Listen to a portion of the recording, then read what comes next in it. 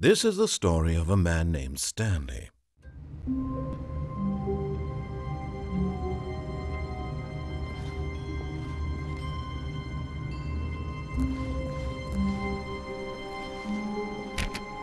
All of his co-workers were gone. What could it mean? Stanley decided to go to the meeting room. Perhaps he had simply missed a memo.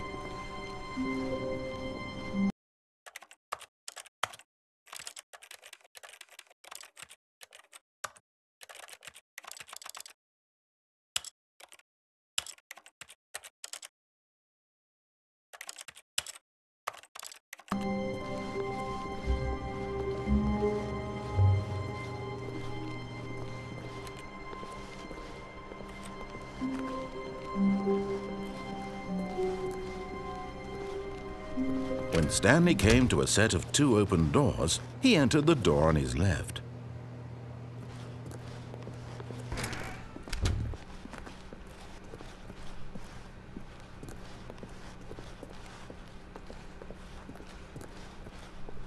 Yet there was not a single person here either. Feeling a wave of disbelief, Stanley decided to go up to his boss's office, hoping he might find an answer there.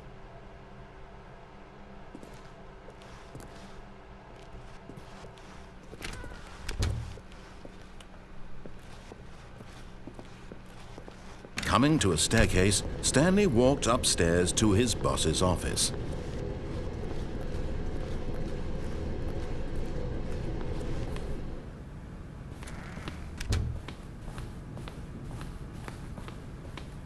Stepping into his manager's office, Stanley was once again stunned to discover not an indication of any human life.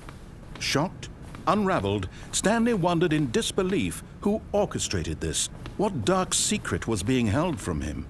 What he could not have known was that the keypad behind the boss's desk guarded the terrible truth that his boss had been keeping from him. And so the boss had assigned it an extra secret PIN number, 2845. But of course, Stanley couldn't possibly have known this.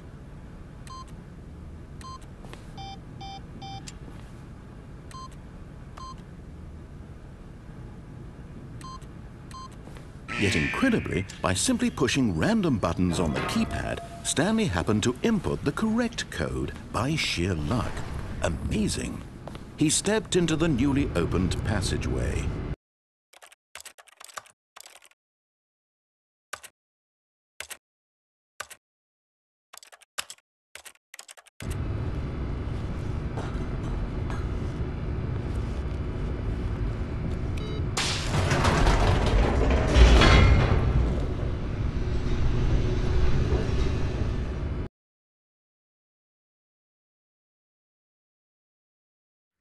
Descending deeper into the building, Stanley realized he felt a bit peculiar. It was a stirring of emotion in his chest, as though he felt more free to think for himself, to question the nature of his job. Why did he feel this now, when for years it had never occurred to him? This question would not go unanswered for long.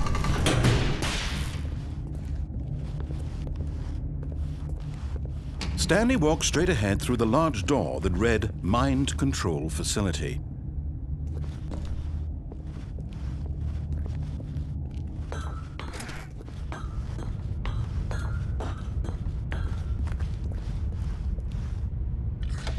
The lights rose on an enormous room packed with television screens. What horrible secret did this place hold? Stanley thought to himself. Did he have the strength to find out?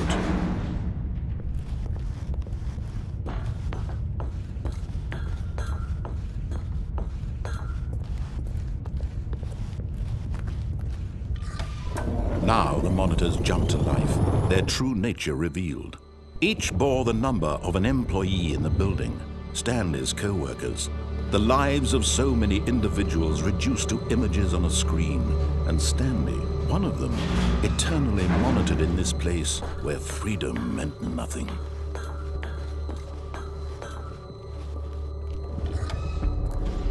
This mind control facility, it was too horrible to believe. It couldn't be true.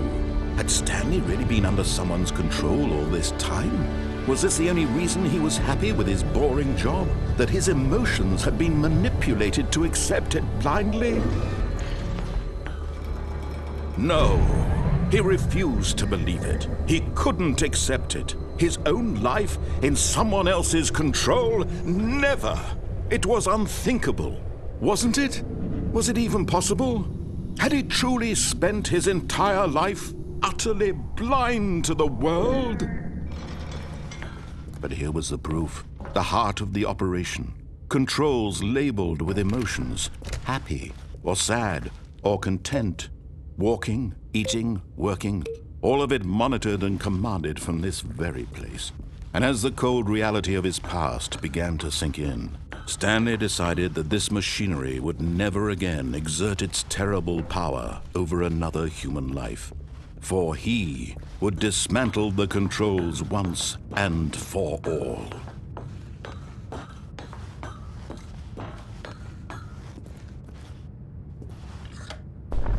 Oh, Stanley, you didn't just activate the controls, did you?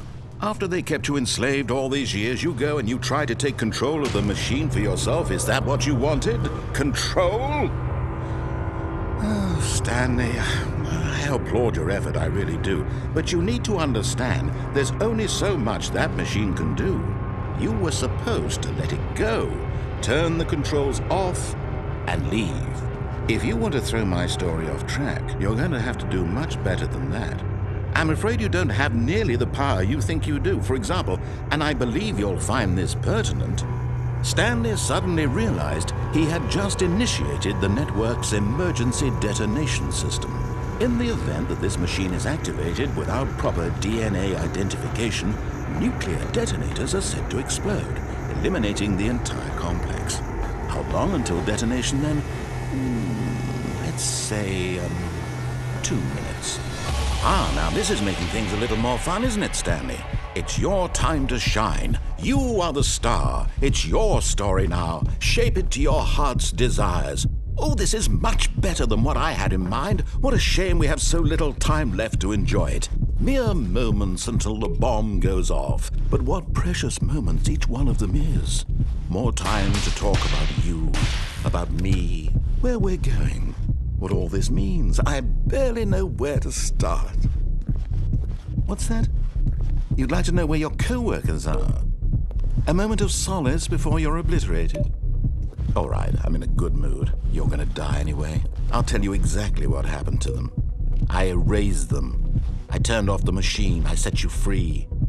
Of course, that was merely in this instance of the story. Sometimes when I tell it, I simply let you sit there in your office forever, pushing buttons endlessly and then dying alone.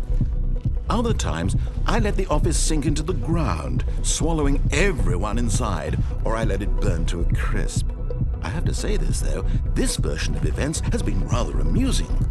Watching you try to make sense of everything and take back the control wrested away from you, it's quite rich. I almost hate to see it go. But I'm sure whatever I come up with on the next go-around will be even better. My goodness, only 34 seconds left. But I'm enjoying this so much.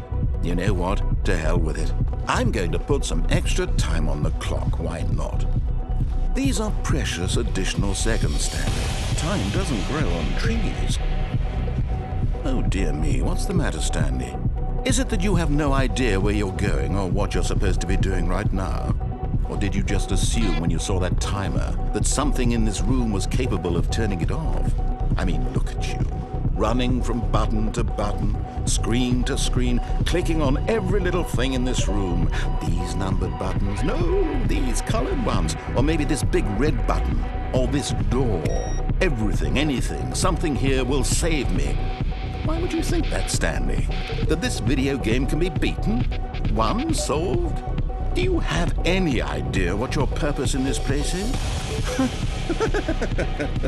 Stanley, you're in for quite a disappointment. But here's a spoiler for you. That timer isn't a catalyst to keep the action moving along. It's just seconds ticking away to your death. You're only still playing instead of watching a cutscene because I want to watch you for every moment that you're powerless. To see you made humble. This is not a challenge. It's a tragedy. You wanted to control this world, that's fine. But I'm going to destroy it first, so you can't. Take a look at the clock, Stanley. That's 30 seconds you have left to struggle. 30 seconds until a big boom and then nothing. No ending here, just you being blown to pieces. Will you cling desperately to your frail life, or will you let it go peacefully? Another choice. Make it count. Or don't. It's all the same to me, all a part of the joke. And believe me, I will be laughing at every second of your inevitable life from the moment we fade in until the moment I say, happily ever after.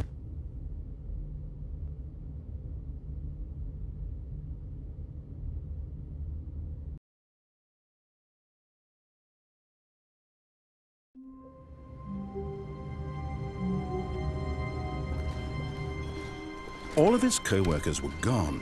What could it mean? Stanley decided to go to the meeting room. Perhaps he had simply missed a memo.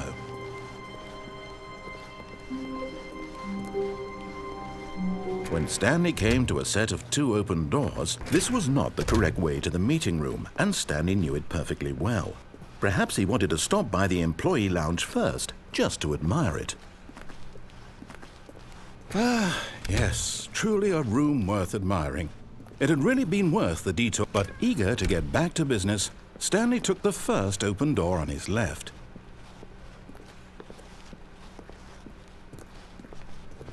Stanley was so bad at following directions, it's incredible he wasn't fired years ago.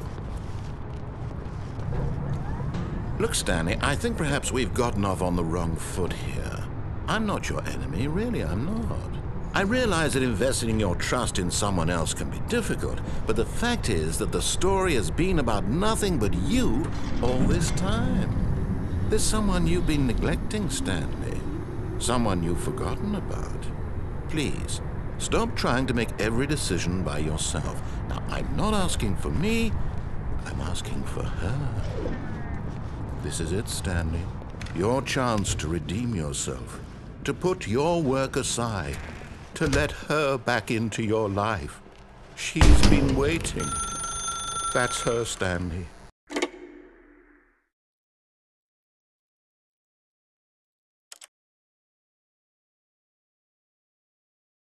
Oh, Stanley, is that you? Hold on, sweetie. Sorry to keep you waiting. I'm just pulling the bread out of the oven. All right. Okay, there we go. All right, now, I want you to come in and tell me all about your day. Gotcha. Oh, come on. Did you actually think you had a loving wife who'd want to commit their life to you? I'm trying to make a point here, Stanley. I'm trying to get you to see something. Come inside. Let me show you what's really going on here. Sorry, but you're in my story now. This is a very sad story about the death of a man named Stanley. Stanley is quite a boring fellow. He has a job that demands nothing of him, and every button that he pushes is a reminder of the inconsequential nature of his existence. Look at him there, pushing buttons, doing exactly what he's told to do. Now he's pushing a button. Now he's eating lunch. Now he's going home. Now he's coming back to work. One might even feel sorry for him, except that he's chosen this life. But in his mind, in his mind he can go on fantastic adventures. From behind his desk, Stanley dreamed of wild expeditions into the unknown, fantastic discoveries of new lands. It was wonderful. And each day that he returned to work was a reminder that none of it would ever happen to him. And so he began to fantasize about his own job. First, he imagined that one day while at work, he stepped up from his desk to realize that all of his co-workers, his boss, everyone in the building had suddenly vanished off the face of the earth. The thought excited him terribly. So he went further. He imagined that he came to 2 open doors and that he could go through either. At last, choice. It barely even mattered what lay behind each door. The mere thought that his decisions would mean something was almost too wonderful to behold. As he wandered through this fantasy world, he began to fill it with many possible paths and destinations. Down one path lay an enormous round room with monitors and mind controls. And down another was a yellow line that weaved in many directions, and down another was a game with a baby. And he called it the Stanley Parable.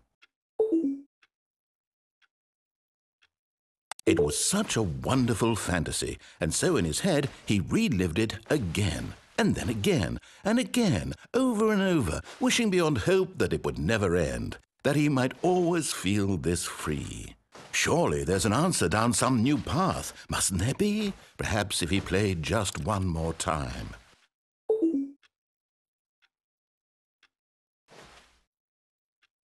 But there is no answer.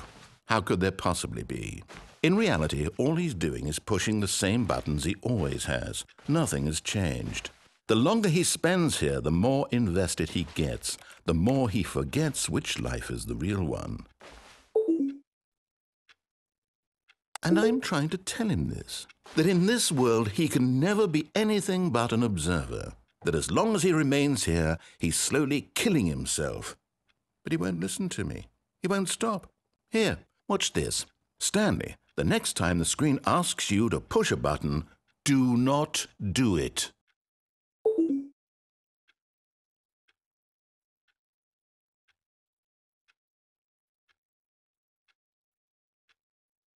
You see? Can he just not hear me? How can I tell him in a way that he'll understand that every second he remains here, he's electing to kill himself? How can I get him to see what I see? How can I make him look at himself? I suppose I can't, not in the way I want him to. But I don't make the rules. I simply play to my intended purpose, the same as Stanley. We're not so different, I suppose. I'll try once more to convey all this to him. I'm compelled to. I must. Perhaps, well, maybe this time he'll see. Maybe this time. And I tried again, and Stanley pushed a button. And I tried again, and Stanley pushed a button. And I tried.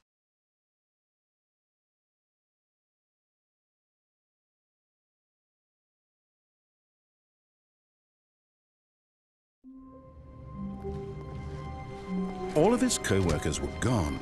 What could it mean? Stanley decided to go to the meeting room. Perhaps he had simply missed a memo.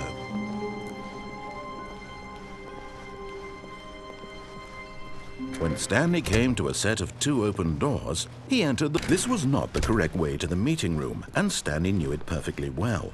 Perhaps he wanted to stop by the employee lounge first, just to admire it. Wow, yes, this room. But eager to get back to business, Stanley took the first open door on his left. And so he detoured through the maintenance section, walked straight ahead to the opposite door, and got back on track.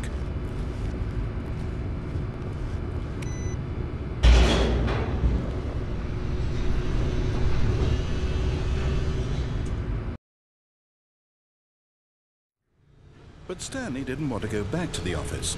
He wanted to wander about and get even further off track. So now in order to get back, he needed to go, from here it's, left.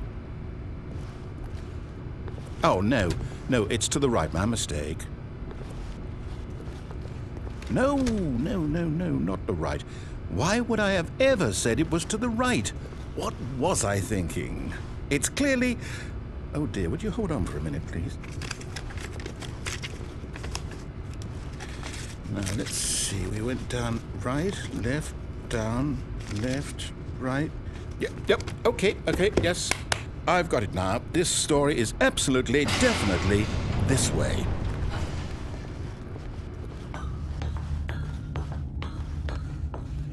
No. This isn't right at all. You're not supposed to be here yet. This is all a spoiler. Quick, Stanley, close your eyes. Okay. We just have to get back to, oh, who am I kidding? It's all rubbish now. The whole story completely unusable. How about, rather than waste my time trying to salvage this nonsense, we'll just restart the game from the beginning.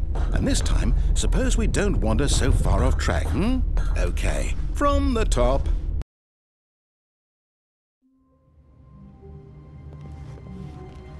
All of his co-workers were gone. What could it mean? Stanley decided to go to the meeting room. Perhaps he had simply missed a memo.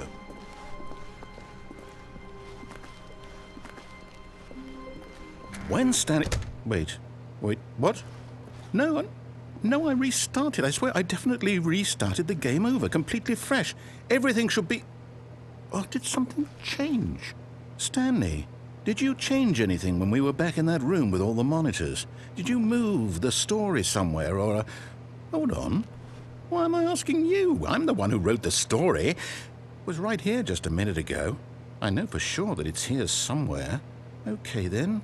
It's an adventure. Come, Stanley. Let's find the story.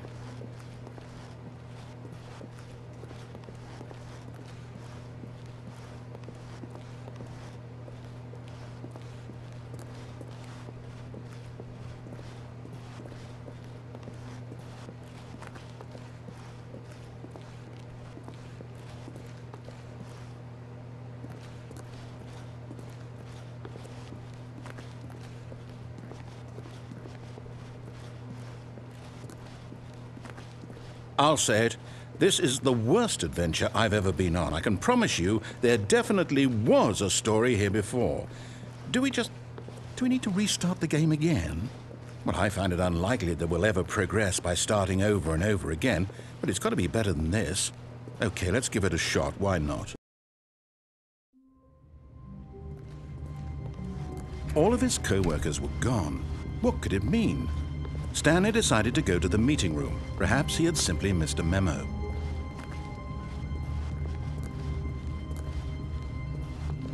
Okay, yep, it's worse. I might be remembering this wrong. It's possible the story is back where we just came from. Why don't we go back the other direction and see if we missed anything?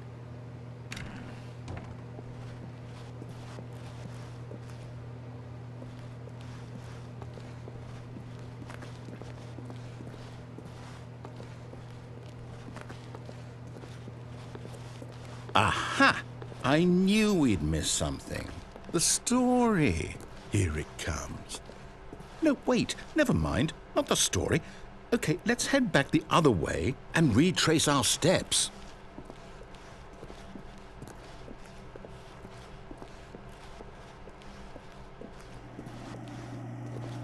Now this... Well, I'll be honest, I don't recognize this place at all. Is this the story? I don't think so. I can't quite recall, but I believe my story took place in an office building. Is that correct? Do you remember, Stanley? Well, do you know what? Since I've completely forgotten what we were supposed to be doing, how about this? You win! Congratulations! I know you put in a lot of hard work, and it really paid off, so good job. Oh, no. No, I don't feel right about this at all. We both know you didn't put in any actual work for that win. Some people win fair and square, and this was not one of those situations. Okay, I'm getting weirded out by whatever this place is. I don't care what might happen this time, I have to restart. All right, I've got a solution. This time, to make sure we don't get lost, I've employed the help of the Stanley Parable Adventure Line. Just follow the line. How simple is that?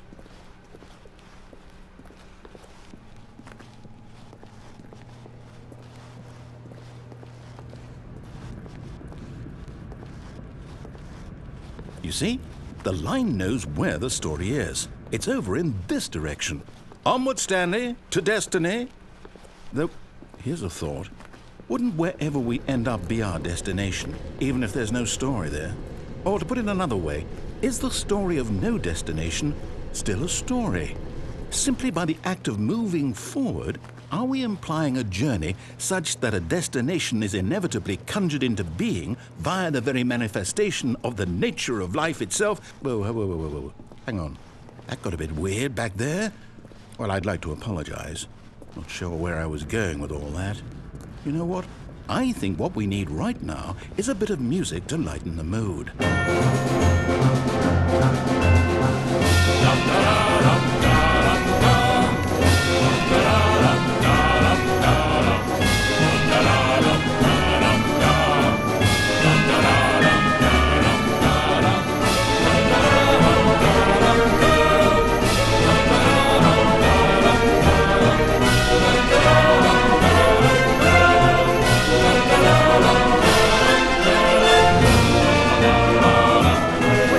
Cut the music, go back and look at that fern.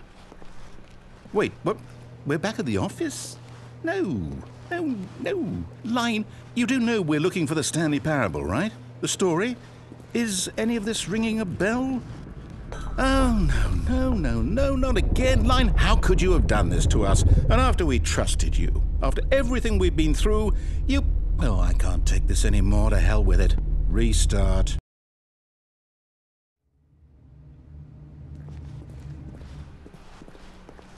You know what, Stanley? I say forget the adventure line. What's it ever done for us? We're intelligent people, right? Why can't we make up our own story? Something exciting, daring, mysterious.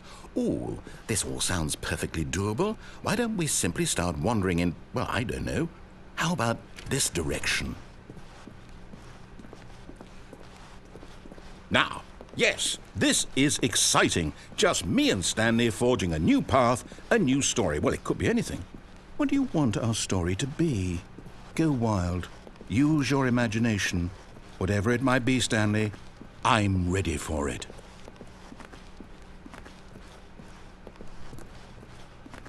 Oh, no, not you again. Stanley, I'd also like to veto the line from having any role in our awesome new story. No lines or monitor rooms. Just don't acknowledge it, and we should be fine.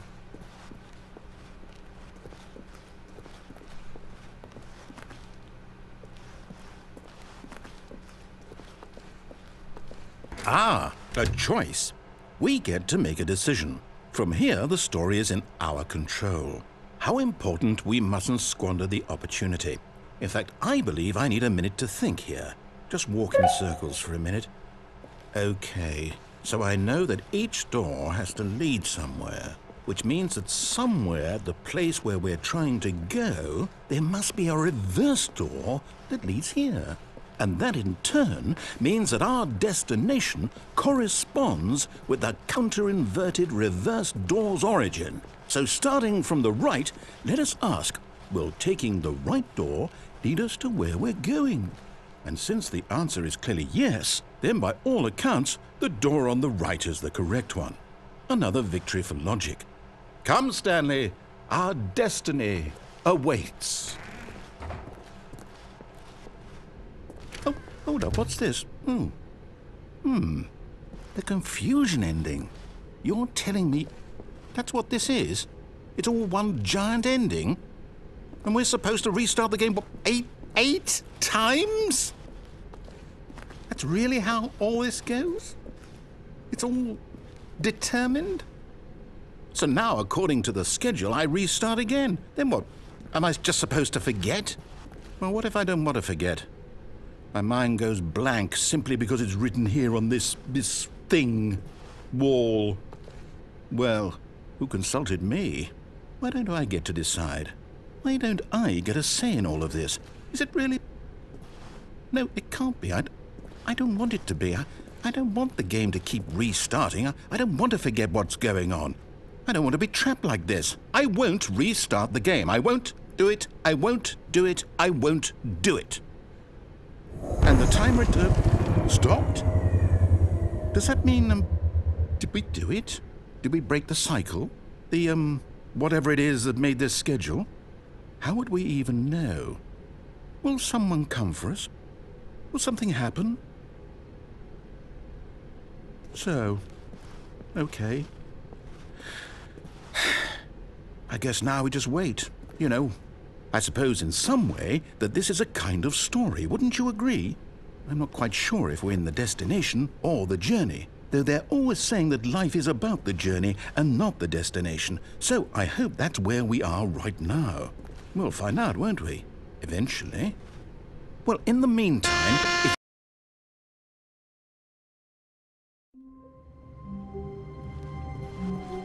all of his co-workers were gone. What could it mean? Stanley decided to go to the meeting room. Perhaps he had simply missed a memo.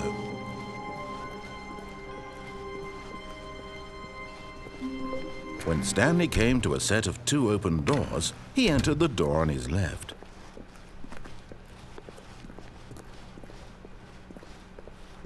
Yet there was not a single person here either. Feeling a wave of disbelief, Stanley decided to go up to his boss's office. Coming to a staircase, Stanley walked upstairs to his boss's office. But Stanley just couldn't do it. He considered the possibility of facing his boss. Admitting he had left his post during work hours, he might be fired for that. And in such a competitive economy, why had he taken that risk? All because he believed everyone had vanished? His boss would think he was crazy. And then something occurred to Stanley. Maybe, he thought to himself, maybe I am crazy. All of my co-workers blinking mysteriously out of existence in a single moment for no reason at all?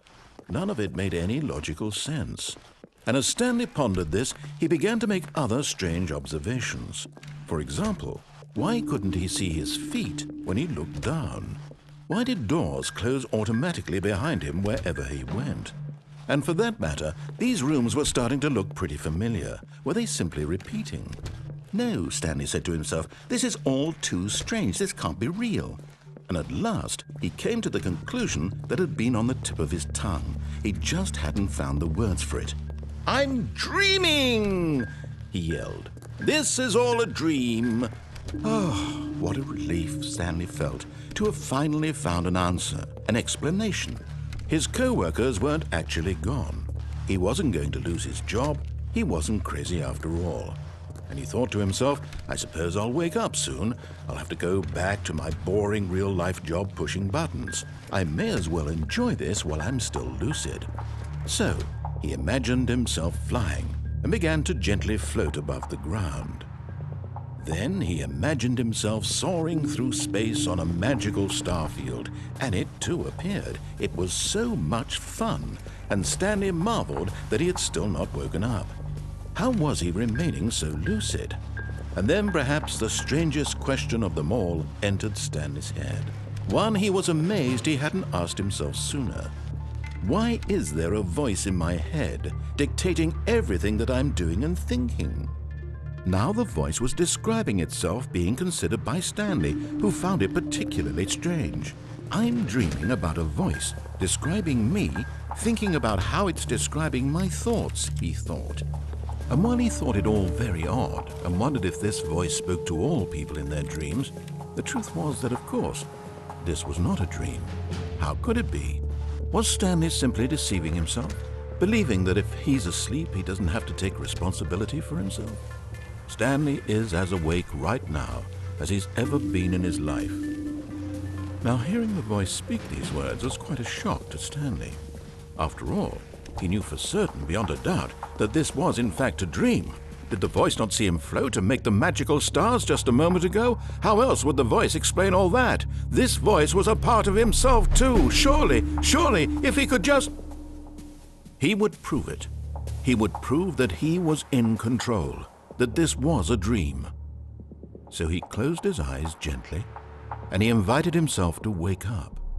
He felt the cool weight of the blanket on his skin, the press of the mattress on his back, the fresh air of a world outside this one. Let me wake up, he thought to himself. I'm through with this dream. I wish it to be over. Let me go back to my job. Let me continue pushing the buttons. Please, it's all I want. I want my apartment and my wife and my job. All I want is my life exactly the way it's always been. My life is normal. I am normal. Everything will be fine. I am okay.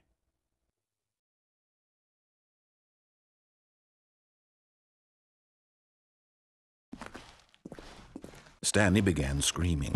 "Please, someone, wake me up. My name is Stanley. I have a boss. I have an office. I am real. Please, just someone tell me I am real. I must be real. I must be. Can anyone hear my voice? Who am I? Who am I?"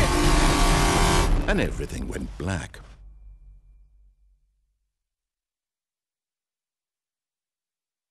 This is the story of a woman named Mariella. Mariella woke up on a day like any other. She arose, got dressed, gathered her belongings, and walked to her place of work.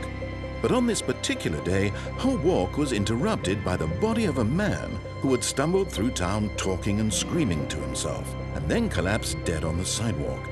And although she would soon turn to go call for an ambulance, for just a few brief moments she considered the strange man. He was obviously crazy, this much she knew. Everyone knows what crazy people look like. And in that moment, she thought to herself how lucky she was to be normal. I am sane.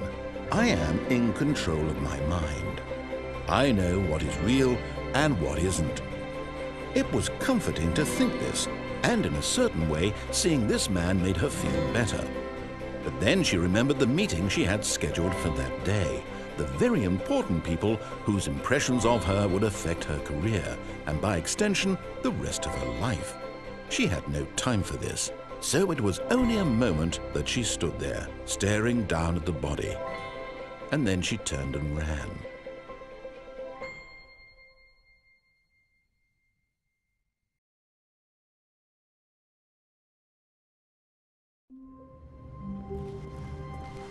Already this was uncomfortable, and Stanley decided that as soon as he found a new space he felt safe in, that he would never leave it again in his life. When Stanley came to a set of 2 open doors, he entered the door on his left.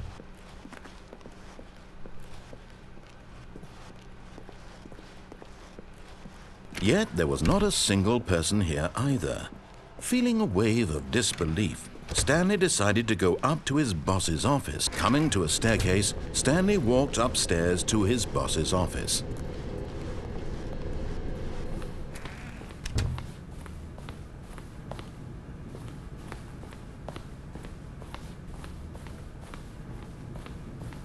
Stepping into his manager's office, Stanley was once again stunned to discover not an indication of any human life. What could it mean? Stanley wondered aloud to nobody. He began wildly tearing through papers on the boss's desk, pulling books off the shelf, looking behind paintings, desperate for clues to his situation. But his attention was caught by a keypad behind the boss's desk. What could its purpose be? In fact, this keypad guarded the terrible secret that lay buried below his feet. And so the boss had assigned it an extra secret. Stanley was in such a rush to get through the story as quickly as possible, he didn't even have a single minute to just let the narrator talk. That kind of anxiety isn't healthy, so he relaxed for a few moments with some calming New Age music.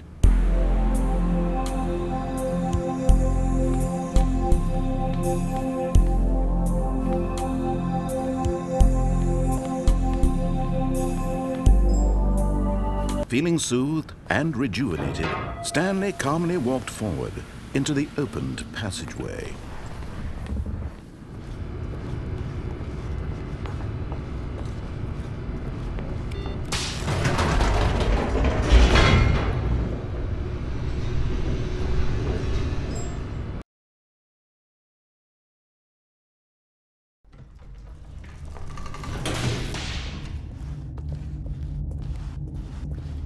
Stanley walked straight ahead through the large door that read Mind Control Facility.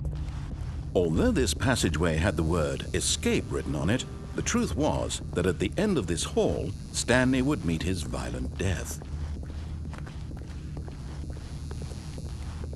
The door behind him was not shut. Stanley still had every opportunity to turn around and get back on track. At this point, Stanley was making a conscious, concerted effort to walk forward and willingly confront his death.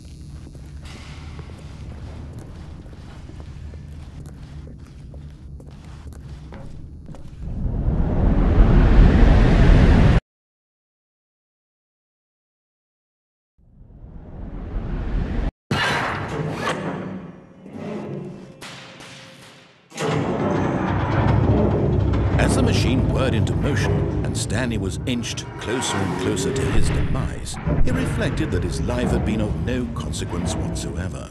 Stanley can't see the bigger picture. He doesn't know the real story, trapped forever in his narrow vision of what this world is. Perhaps his death was of no great loss, like plucking the eyeballs from a blind man. So he resigned and willingly accepted this violent end to his brief and shallow life. Farewell, Stanley.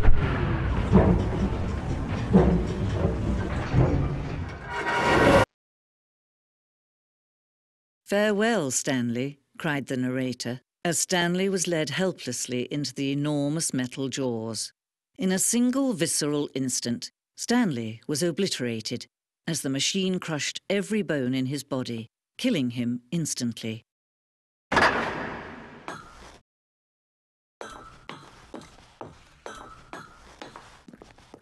And yet it would be just a few minutes before Stanley would restart the game, back in his office, as alive as ever. What exactly did the narrator think he was going to accomplish? When every path you can walk has been created for you long in advance, death becomes meaningless, making life the same. Do you see now? Do you see that Stanley was already dead from the moment he hit start?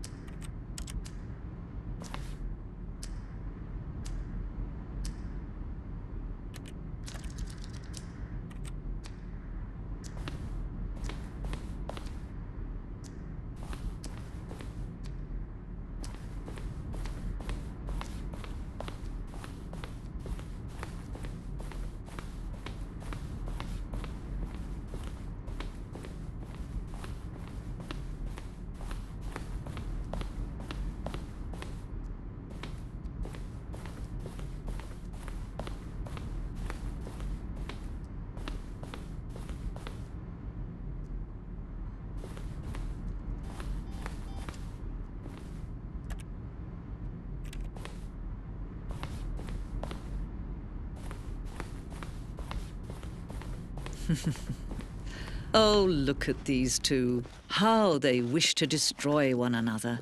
How they wish to control one another. How they both wish to be free. Can you see? Can you see how much they need one another? No, perhaps not. Sometimes these things cannot be seen. But listen to me. You can still save these two. You can stop the program before they both fail. Push escape and press quit. There's no other way to beat this game. As long as you move forward, you'll be walking someone else's path. Stop now and it'll be your only true choice. Whatever you do, choose it. Don't let time choose for you. Don't let time choose.